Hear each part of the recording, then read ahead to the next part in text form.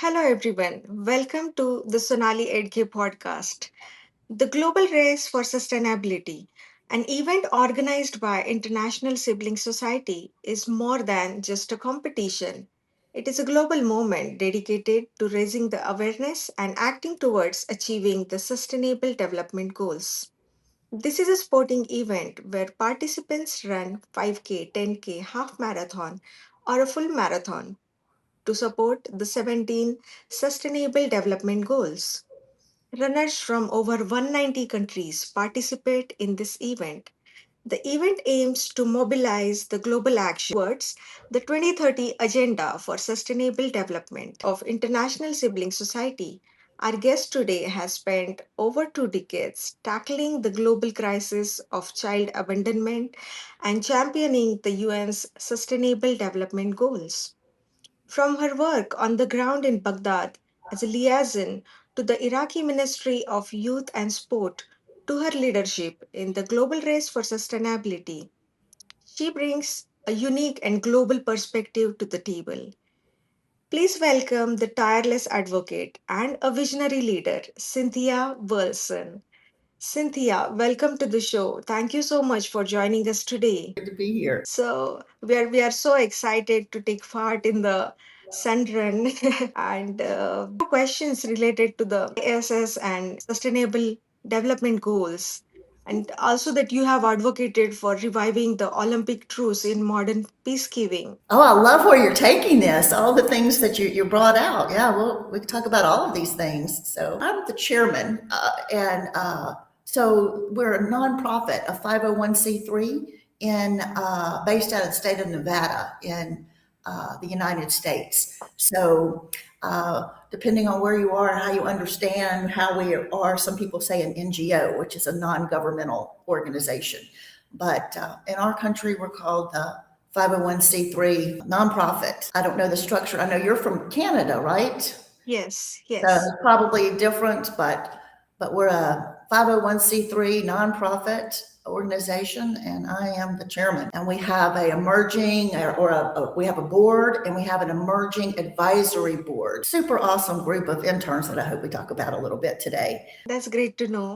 Let's talk about the world crisis right now, in a world where digital borders are as significant as physical ones. How do you think how can international sports like running a marathon or 5K, 10K can still serve as a neutral ground for conflict resolution? We could take that question in so many different directions. If you really are asking about the current state of the world when it comes to peace and how we're acting to one another as nation neighbors, that's one thing. So we could go in that direction if you want to. If you're talking about how sports is a bridge or a divide, go between the countries in a more peaceful way, we could take it in that direction. Basically, we're an arts and culture organization, and we organize the global race for sustainability as literally a performative art, where human beings are taking their feet and putting them on the planet and running 5Ks, 10Ks, full half marathons, any distance you want to, even family fun runs. Or interns, you can run from one side of the campus to the other side of your campus and join the race in that way. So it's very much a performative arts experience through sports, through the act of running. And in the process of doing this in 193 UN member countries, there is a global impact of working together and moving towards the sustainable development goals, when much of the world is reporting that we're really, really slipping behind. And there's data to support that. We're not actually moving forward with the sustainable development goals with great impact like we had intended. Should we talk about the sustainable development goals, what they are? Yeah, sure. There are 17 of those. Yes, And because so many people haven't heard of them.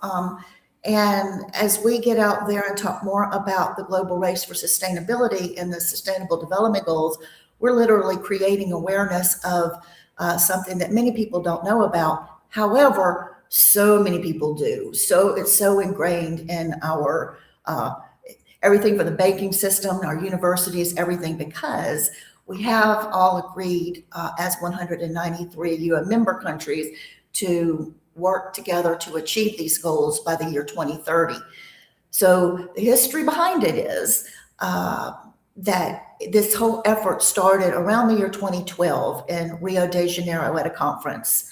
And then by 2015, the UN had adopted the Sustainable Development Goals, 17 of them, 17 agreed upon targets, big targets like ending poverty, ending hunger, quality education for all. The list goes on, and we can look at that in Equality.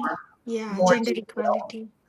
My favorite goal, by the way, since we're talking about the goals, is goal number 17, which is partnerships for the goals. So that just happens to be my favorite. But these are amazing targets dealing with everything from the climate to healthcare, and all points in between. Things kind of started taking a dive, maybe, or a different direction, and by 2025, those that were speaking about the Sustainable Development Goals and sustainability, kind of in a way, kind of just zip their lips for about a year. It's like, Mhm. where is this discussion going? Can we even say the word sustainability? Or are we adopting new words and doing the same things? What's happening here? Cost fallacy, I believe. Check me out on that. Check my facts. But this is a theory where you've invested too much into something, and you evaluate the situation and you decide whether or not to move forward. And if you pass this test, then you move forward. We pass the test. We're like, we have too much invested in the Sustainable Development Goals as an organization, as one country out of 193, as a global dialogue, so structured, amazingly, 17 measurable talking points. We're so invested in this conversation that we don't want to let go, and that's where we're at. So if you pass that sunk cost fallacy test, you keep sailing, keep moving forward, and that's exactly where we're at. We've invested too much. We're moving forward, and we're moving forward to the year 2030, because Yes. that My was the agreed upon date to achieve all these goals. So with the International Sibling Society and our performative art experience with creating awareness of the Sustainable Development Goals, we are running to the finish line of 2030. So we're going to be doing this for 4 more years. And so, Yeah. Let's talk about racing. okay. Yeah, yeah. You have talked about racing towards a better tomorrow. So, how does a local 5K or 10K run in a small town, how can it actually move the needle on a massive global goal like ending the poverty or climate change or ending the inequality, gender inequality, and the bigger goals that we have in the sustainable development goals list? Exactly, exactly. Well, the race itself is structured to create awareness of the goals. Right, so understanding, what the goals are, the 17 Sustainable Development Goals, and just, committing yourself to moving forward in that way. It is a performative art expression of, hey, we think we believe in this stuff enough to run for it, and that's what we're going to run for. You can run for, I mentioned cancer before, but you can run for the Cancer Association in your country. And how does that help? It helps with research. It helps with how they're spending their money. I can tell you with this event how this helps. When you do register for the race, and there's multiple ways to you can register. There's this, if you register for a 5K, there's a small donation of a $20 registration fee, and that's USD. It'd be different wherever you are. Registration fee for the different races, depending on which race you want to run. I think they range anywhere from $20 to $50 for a full marathon. But there's also the free family fun runs, by the way. You don't have to pay a registration fee to be involved in the race.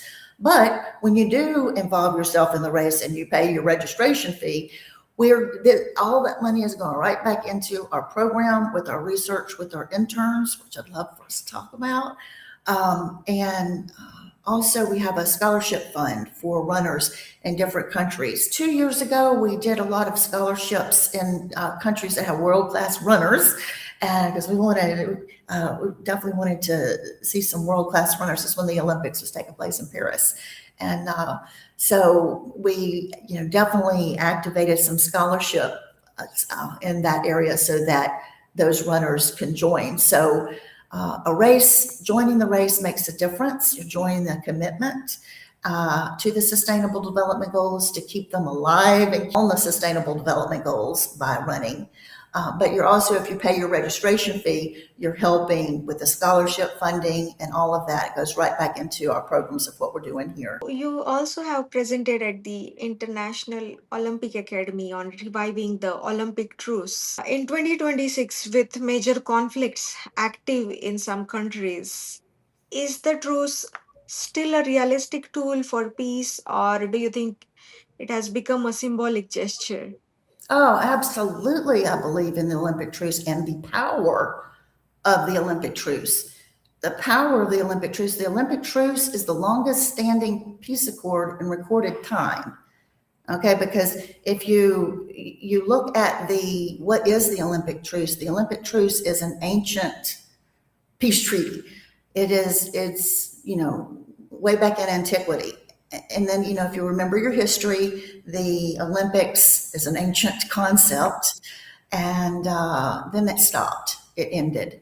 Okay, and then a Frenchman resurrected the Olympics in the 1800s, and that became the modern Olympics, where you have the International Olympic Committee, and you have all the different Olympic committees in the different countries, and you have the International Olympic Academy in Greece, which is where I was a participant in the International Olympic Academy in Greece. And that was my contribution there, was to speak on the Olympic truce. And Mhm. oh yes, it's very much believed. We know we know how powerful it was in antiquity, and now it's been resurrected. So what does that even mean? Let's just talk about that for a minute. The Olympic truce is the agreement amongst countries to put down their weapons long enough for athletes and participants to travel to the Olympic Games in safety and not get killed. All right, so in antiquity, in ancient Greece, you had your nation states always, fighting and killing each other, right? It's pretty dangerous. And so if they were going to have these Olympic Games, they had to have some way for these athletes to travel into the country for the games without being killed along the way. So they created the Olympic truce, and they agreed to put down their weapons long enough to play. So the Olympic truce symbolizes putting down your weapons to play. Spirit of truce alive in the years between the games when the cameras are off and the fighting still continues? Okay, good question. I do want to address that, but let's go from the Olympic truce in ancient days to what it is now. It's actually a real thing. It's resolutions that go through the United Nations every 2 years. So every 2 years, the United Nations General Assembly passes the Olympic truce resolution, which is a resolution that all 193 countries just stumble across each other to sign. Everybody wants to participate in the Olympic truce. Okay, so every 2 years since the 90s, so it was resurrected in the 90s, all countries sign on to the Olympic truce, and they say they agree to put down their weapons long enough to play, long enough for the Olympic Games to take place. It's gone from an ancient concept to a real Olympic truce resolution that passes in the UN every 2 years. That's just the thing. It's a resolution. It's not binding. And so, you do have to, be aware, of course, that they want to say that they want to put down their weapons, but is that actually what's happening? There's the difference between, I guess, it happening and then happening so that people can come to the Olympics. Maybe they get their athletes here for the Olympics to compete. Whatever's not going on around the Olympics, maybe they're not honoring the resolution in any way. Which brings us to the power of sport. If you want to stifle the conversation on sustainable development goals, but if you want to run for the planet and you want to run together and take that cone off and the message be out there, if it's going to happen, maybe it's going to be sport. that's going to make it happen. And Mhm. so sport does have a way of creating peaceful outcomes. So that's what we're doing. We're rallying around this global race for sustainability, how things work out. And we'll see if that conversation, what it's going to, where we're going to be in the year 2030. Uh, and then you have where we've kind of been operating, which is at the international academic conference level, such as the International Olympic Academy, such as the Academic Council of the United Nations system. This is where we present our data, is up at that top global impact level. All right. So we have all levels in our program. Those who have relatively little experience, if not any, that are really looking at those who do and looking at their success and looking at our research grow to a higher level, a more structured research that can really show how close we are to achieving these goals by the year 2030.